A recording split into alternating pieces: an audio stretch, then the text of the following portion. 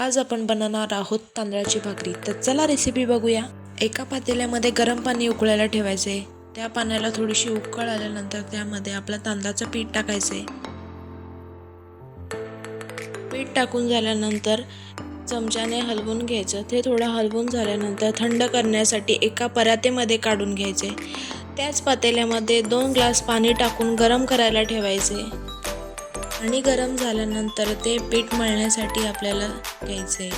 थोडं पाणी टाकून मळून घ्यायचे पीठ जर तुम्ही व्यवस्थित मळला नाही तर तुमची भाकरी व्यवस्थित येणार नाही। पीठ एकदम नरम असं मळल्यावर तुमची भाकरी एकदम मऊ आणि लुसलुशीतच येणार।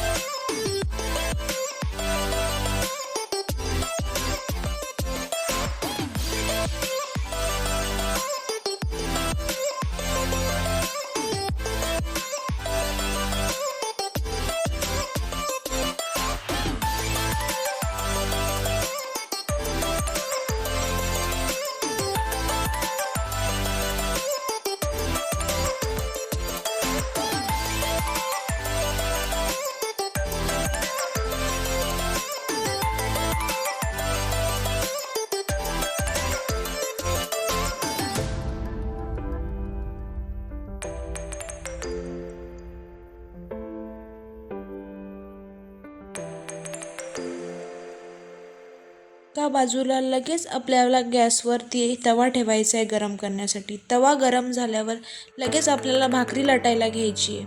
भाकरी लाटून झाल्यावर लगेच तव्यावर टाकायची, वरून पाणी लावायचं। थोड्याच वेळामध्ये पलटी मारायची। बघा तुमची भाकरी फुगल्याशिवाय राहणार नाही। जर आवडली असेल तर लाईक, शेअर, सबस्क्राईब करायला विसरू नका।